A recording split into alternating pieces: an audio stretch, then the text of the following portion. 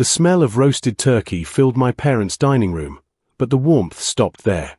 I sat at the end of the table, fork halfway to my mouth, when my mother's voice cut through the laughter like a blade.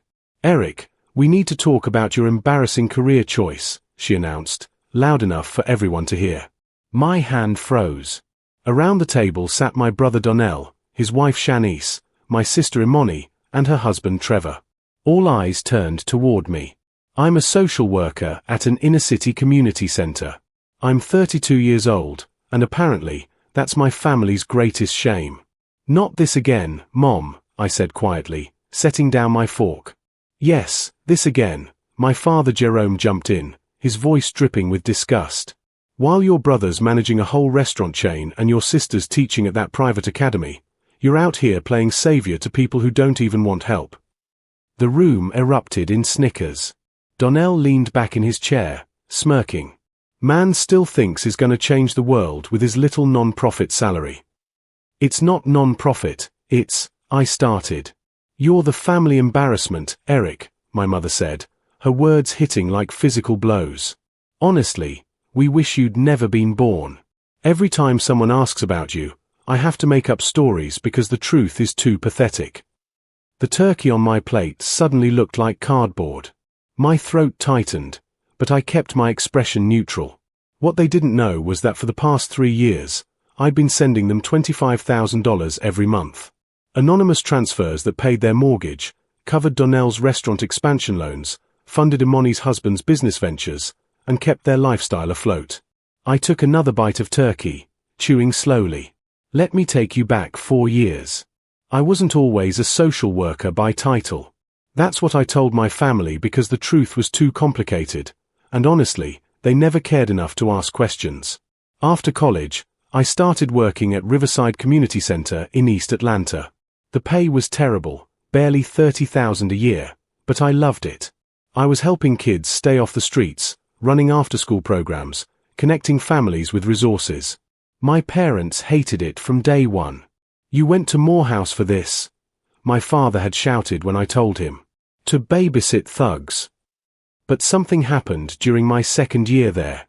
I met an elderly man named Mr. Washington who came in for our free tax preparation services. He was a retired software engineer, brilliant but isolated. We became friends over chess games in the center's common room. One evening, he showed me an app he'd been developing, a platform connecting underserved communities with social services, healthcare, legal aid, and educational resources. It was genius, but he had no idea how to market it or scale it. "I'm 83 years old, Eric," he'd said, his hands shaking slightly as he showed me the prototype. "I won't live to see this help people. But you could." 6 months later, Mr. Washington passed away. He left me the app and $10,000 in seed money. I spent every night after work refining it, reaching out to organizations, and building partnerships.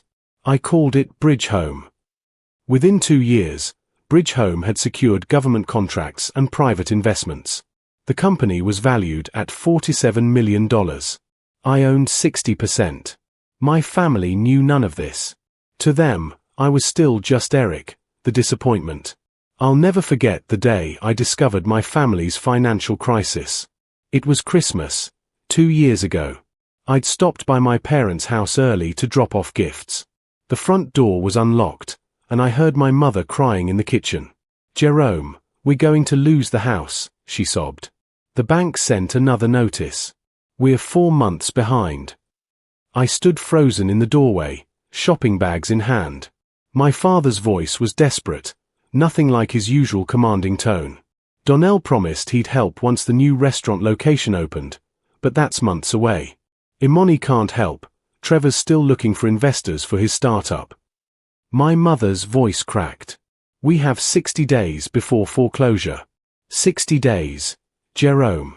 Where are we supposed to go? I quietly left the gifts on the porch and walked back to my car.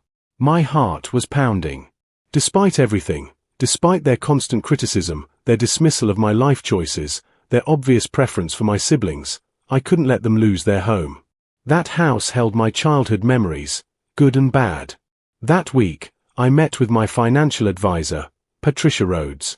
She was a sharp woman in her 50s who'd helped me manage Bridgehome's profits. "You want to send them how much?" she'd asked, her eyebrows raised. "$25,000 a month. Anonymously. Make it look like it's from a mortgage relief program or something." Patricia studied me over her glasses.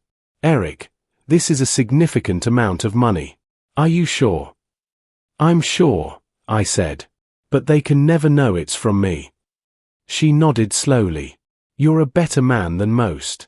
I'll set it up." For 3 years, the money flowed. Their mortgage was current. Donnell's restaurant expansions got funded. Trevor's startup received mysterious angel investments. My siblings wore their success like armor, never knowing it was bought with my money. Donnell's restaurant chain, Solomon's Table, had 5 locations across Georgia. Every family gathering became his personal showcase. "Just signed a deal for location number 6 in Buckhead," he'd announced at Easter, puffing his chest. The landlord practically begged me to take the space. Said he'd never seen such strong financials.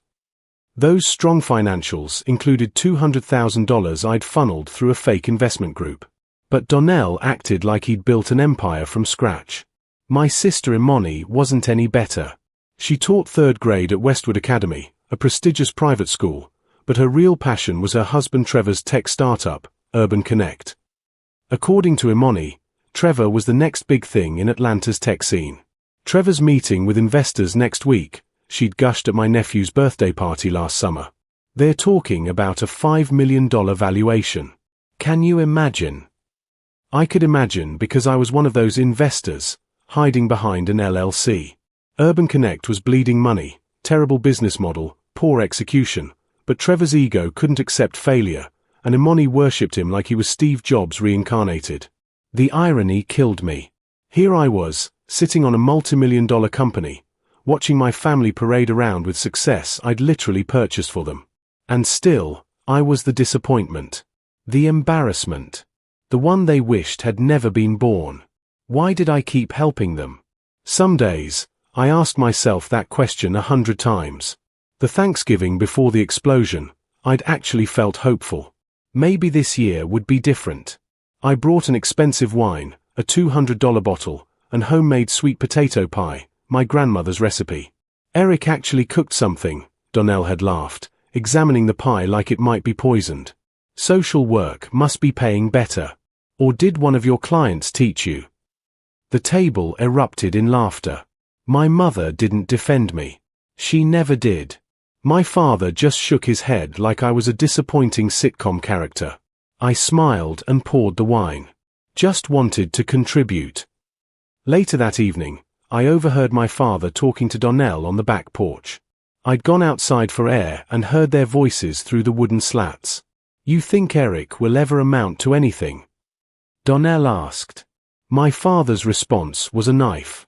"That boy's been lost since birth, son. Some people are just meant to be followers, not leaders. Good thing we had you and Imani. At least we can hold our heads up about something." I stood there in the darkness, their words wrapping around my chest like barbed wire. The cool November air did nothing to calm the heat rising in my face. I didn't confront them. I just went back inside, hugged everyone goodbye, and drove home in silence. That night, I sat in my high-rise apartment overlooking downtown Atlanta, the city lights blinking like indifferent stars. My phone buzzed with an email from Patricia, monthly transfer to family accounts complete. Total disbursed to date, $862,000. Over $800,000. Almost $1 million keeping them afloat while they openly wished I didn't exist. This year's Thanksgiving started normally enough. I arrived at 2 o'clock with wine and flowers for my mother. She barely glanced at them. "Put those in the kitchen somewhere," she said, already walking away. "And try not to bore everyone with your work stories this year, Eric." The house was filled with the usual suspects plus some new faces. Donnell's business partner Craig and his wife, Imani's pretentious neighbor from her gated community, and my cousin Jasmine who'd always treated me like I was contagious. We gathered around the table, the chandelier casting warm light on the fine china I'd unknowingly helped purchase with my anonymous contributions. My father said grace, thanking God for blessing this family with prosperity and success. I bit my tongue. Dinner conversation flowed around me like I wasn't there. Donnell dominated the discussion, talking about his expansion plans. Just bought a property in Savannah. 6,000 square feet. Gonna be our flagship location. That's wonderful, baby, my mother cooed, her eyes shining with pride she'd never shown me. Trevor jumped in, finally speaking after weeks of silence about his failing startup. Urban Connect just secured another round of funding. $500,000 this time. We're about to disrupt the whole industry. I knew that funding was actually my money covering his payroll for the next 6 months. The company was hemorrhaging cash, but Trevor's delusion was apparently funded by my guilt. Then Imani turned to me, her smile sharp. So Eric, still hanging out with criminals and addicts. Must be so fulfilling. The table went quiet, waiting for my response. I could feel it building, the pressure, the years of accumulated insults, the weight of my secret generosity. I help people rebuild their lives, I said evenly. And that's when everything exploded. My mother's fork clattered against her plate.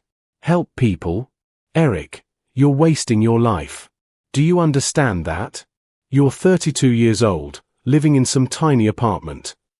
It's actually a 3-bedroom penthouse, I said quietly, but no one heard me. Making probably $40,000 a year while your brother runs a restaurant empire and your sister's married to a tech genius. You're the family embarrassment. The room went dead silent. Even Craig and the neighbor stopped eating, their discomfort palpable. But my family wasn't done. My father leaned forward, his voice cold. Your mother's right. Every time someone asks about you, we have to lie. Oh, Eric works in community outreach. Like that means something. You know what I tell my golf buddies? That you're still figuring things out. At 32.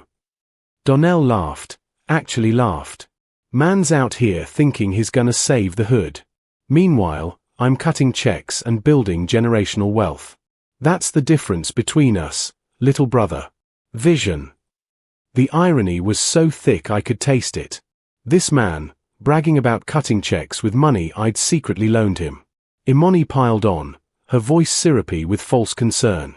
We just worry about you, Eric. You don't have a wife, no kids, no real career. What happens when you're 50 and still doing this? It's sad. My cousin Jasmine, emboldened by the group attack, added, I mean, it's embarrassing for all of us. People think something's wrong with our family when they hear about you. Then my mother delivered the final blow, her eyes meeting mine across the turkey and stuffing.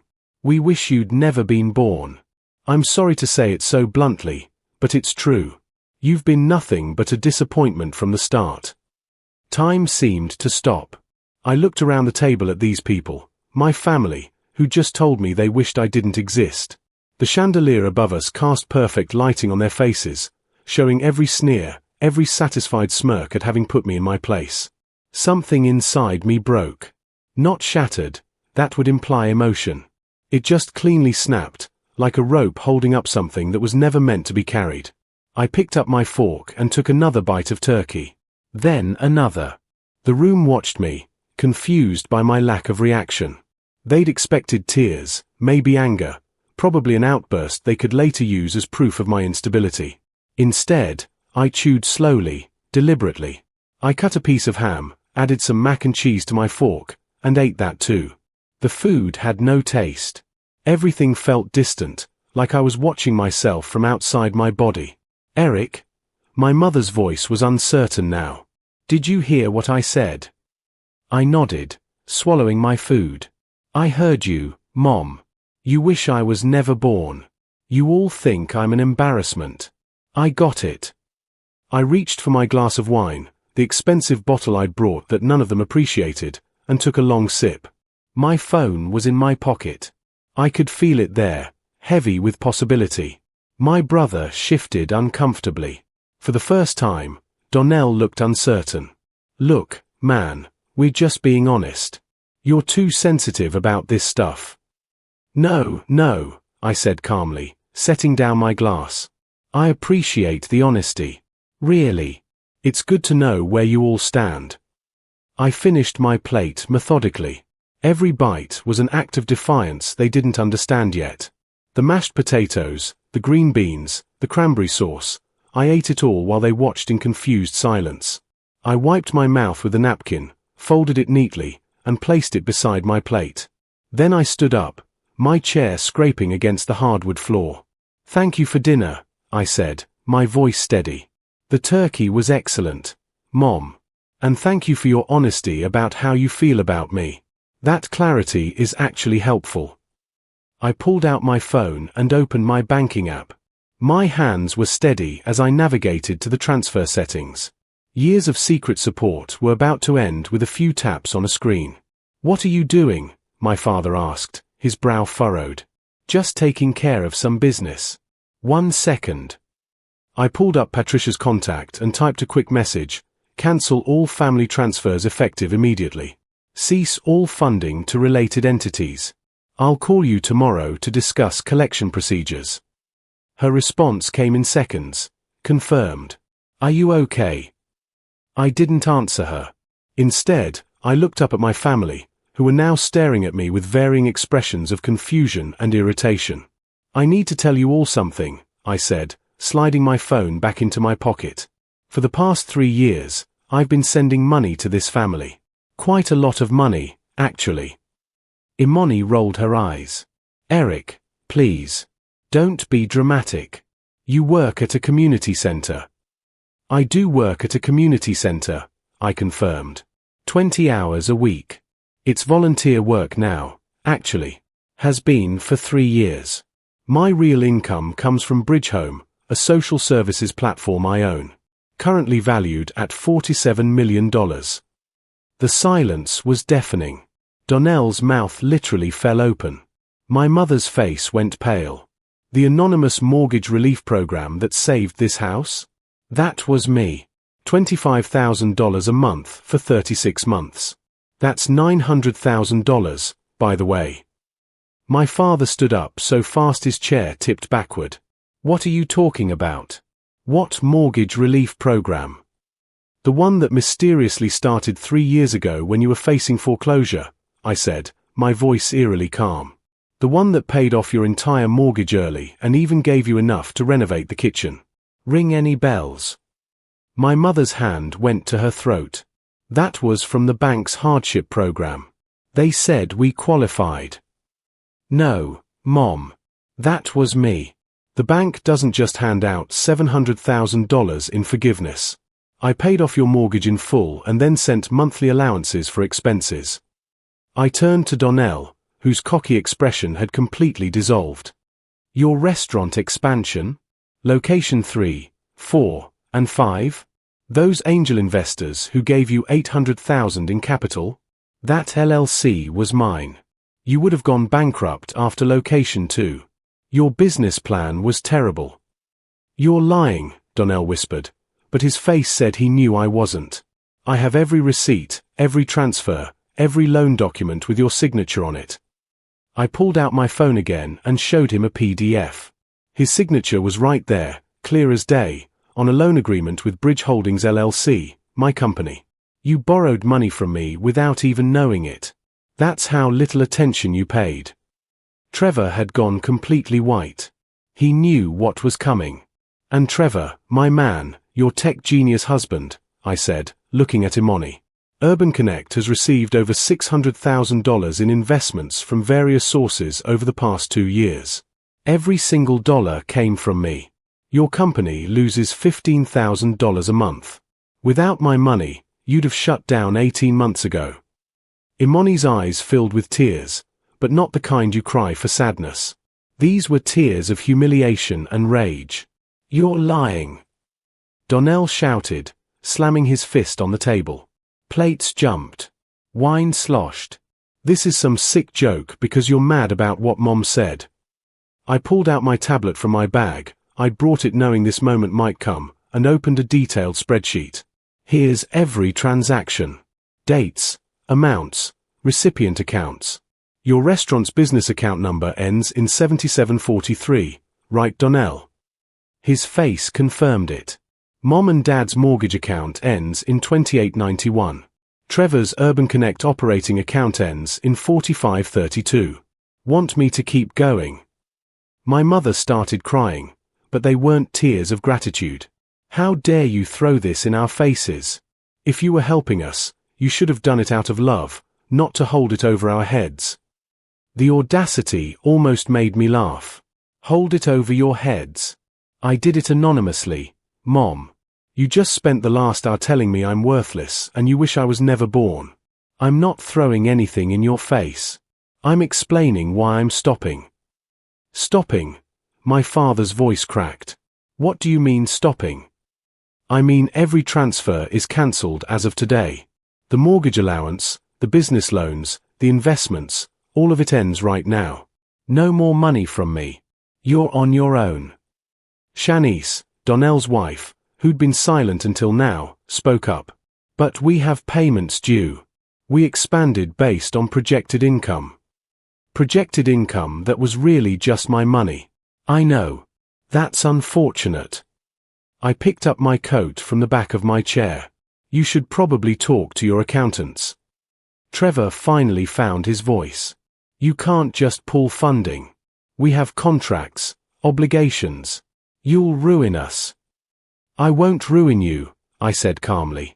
You ruined yourselves by building houses of cards. I just stopped being the wind holding them up. The next few minutes were chaos. My mother grabbed my arm, her nails digging into my skin. Eric, please. You can't do this. We're family. Family. I gently removed her hand. You just told me you wish I'd never been born. In front of everyone. You called me an embarrassment to my face. That's not family, Mom. That's cruelty. Donnell was on his phone, frantically calling his bank. They're saying the investment account is closed. Eric, you can't do this. I have staff, overhead, leases. You have 5 successful restaurant locations, I said. Run them properly and you'll be fine. Just stop expanding beyond your means. Imani was in full panic mode, whispering urgently to Trevor. He looked like he might vomit. We need that funding next week, she said, her voice breaking. Eric, please. Trevor's company is about to break through. Just give us 6 more months.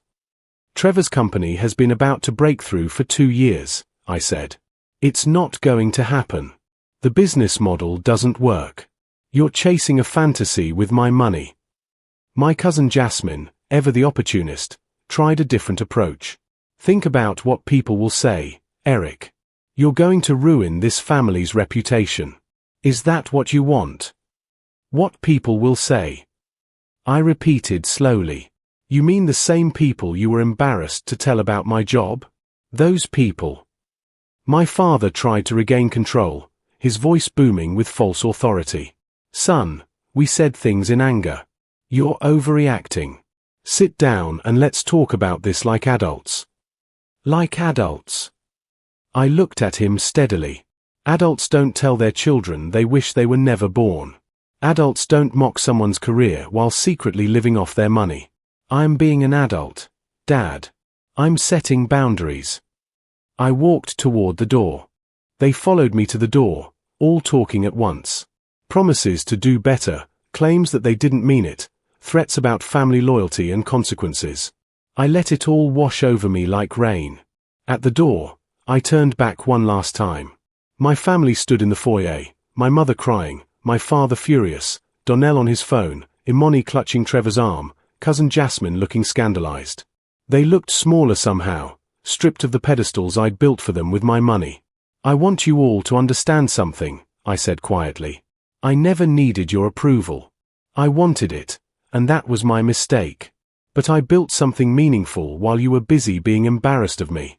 Bridge Home helps 10,000 families a month access resources they need. That matters more than any restaurant chain or failed tech startup. I opened the door, cold November air rushing in. Eric, please, my mother called out. We're sorry.